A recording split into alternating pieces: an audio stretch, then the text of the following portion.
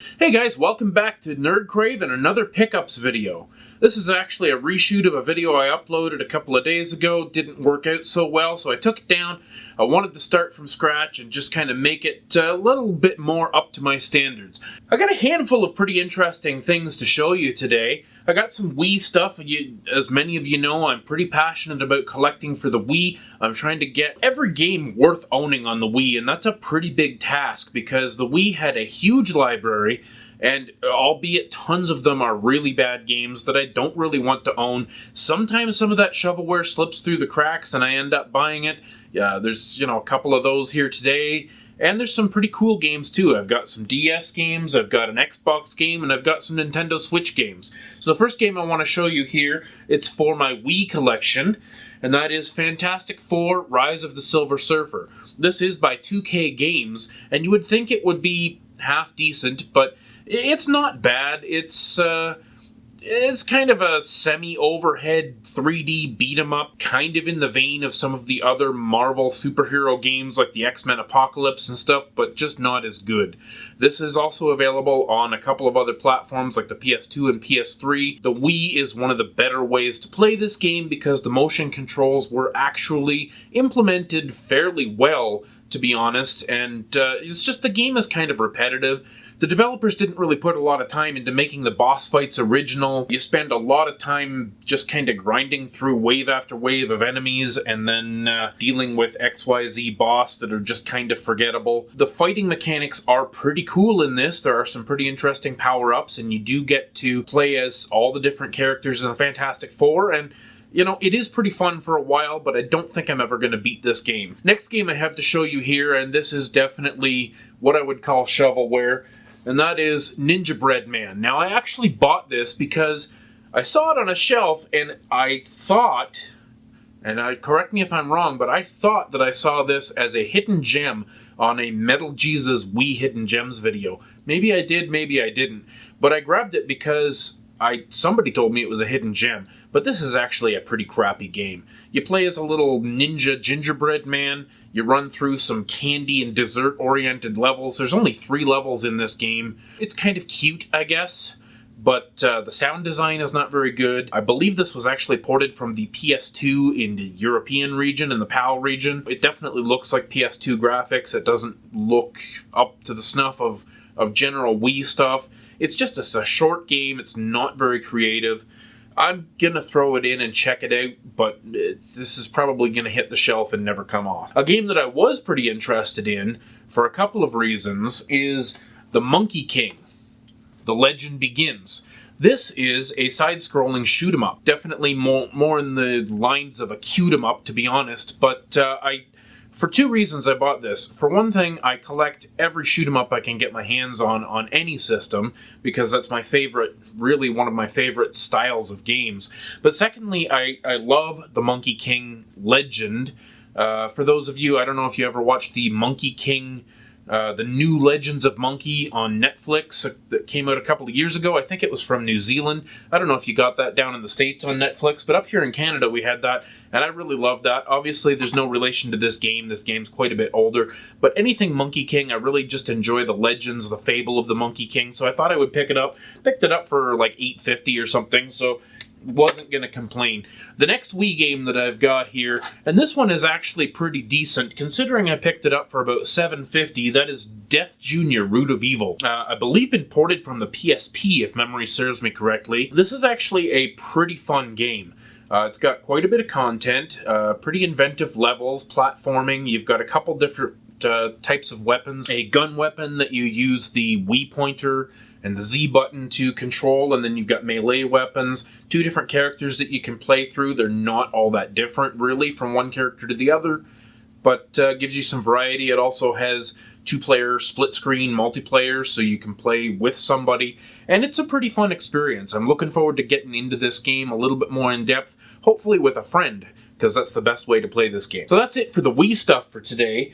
But I did pick up Value Village. Value Village is our Canadian version of Goodwill, I guess, if you don't have them in your area. But I picked up Terminator Dawn of Fate for the original Xbox. Now, I love collecting for the original Xbox. The games are generally pretty cheap. This is one of the middle of the road games on the system. It's also available on the PS2. It definitely looks better on the Xbox.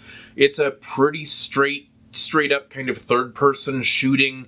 It's a prequel to the original Terminator movie, so this actually happens in the future with John Connor in the future with all the Terminators, and you're just running around from level to level shooting Terminators and bosses and things like that. It's actually pretty good fun.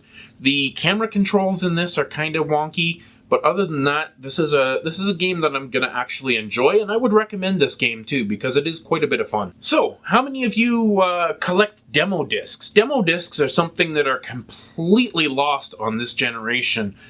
Anybody under the age of 20 probably doesn't have any idea even what a demo disc is at this point. In the 90s, getting a demo disc out of a magazine or even buying one in a store was a fantastic way to check out some new games before you bought them and decided what you wanted to play. And it was, for those of us that were kids and we could buy a demo disc for $5 or get one for free inside of a $5 magazine, it was a great way to get a ton of gameplay on the cheap. And I really miss that in this day and age. Sure, you can go on the Switch or on the PS4 and watch a trailer or maybe download a small demo, but somehow it's not the same as having a curated selection just kind of offered up to you. You put a disc in, you try out a whole bunch of different things. Maybe you've got some trailers, maybe an interesting menu. It was a really fun experience. So when I was at Value Village, I also picked up 3 of the PlayStation Jam Packs. I've got Volume 14 here. It's got Shadow of the Colossus, Ratchet Deadlocked, Okami, Hitman Blood Money, quite a few good games, Black.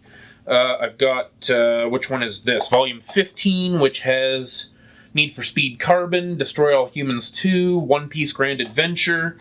And which one is this? This is Volume 11, Killzone, Jak 3, ATV Off-Road Fury, Ratchet and Clank Up Your Arsenal. There's actually Silent Hill 4, Ace Combat 5, quite a few different games that you can actively try out and play and decide before you buy. And going back now to these demo discs, it's actually a really interesting piece of history because these were, for the most part, discarded. There's actually not that many of these floating around anymore, so when you find them, you really should grab them up because they are a really interesting piece of history, especially on the PlayStation 1 and 2 and the original Xbox. That was the era where these were super popular, and these are just kind of getting lost to the annals of time. So moving on to my Switch collection here, which I've just been starting to build my Switch collection over the last couple of months since I bought a Switch. I've got about 25 physical games, give or take now, but the last 3 or 4 that I picked up I'll show you here. Recently just came out the remastered edition of The Wonderful 101.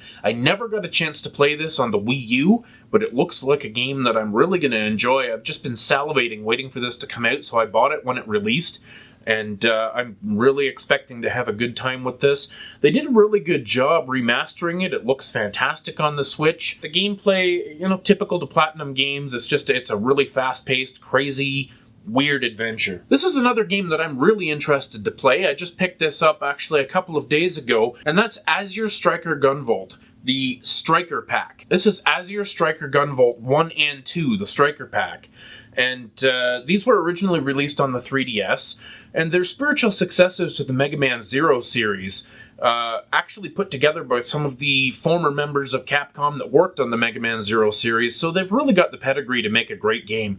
These games look fantastic. I've heard nothing but good things about them, and I love me some good Mega Man, so I picked this up. You can see here I picked it up for $35. I think it was a second-hand copy, but I'm super happy to add this to my collection. Now, something else that I haven't played in a long time, but I did play these games way back in the day on the PC, and that's Baldur's Gate 1 and 2, now on the Switch.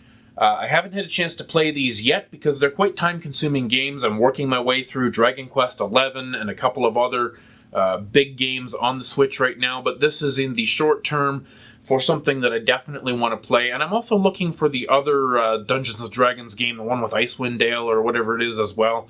Daggerfall or something. I can't remember what the other one is. These are fantastic games that I just have such great memories from the 90s playing on my computer. Fantastic games, and I can't wait to dive deep into these. They are enhanced, the graphics look better than ever, and I've heard nothing but good things. So my last pickup for today And this is something that's pretty special to me for a couple of reasons. As many of you will know, I'm going for a complete collection of Atlus games on the systems that I currently collect for, but particularly for the DS, 3DS, PS2, and Wii. Those 4 systems, I am really focusing on trying to get all the Atlus games that were released for those 4 systems. So this is actually quite a gem.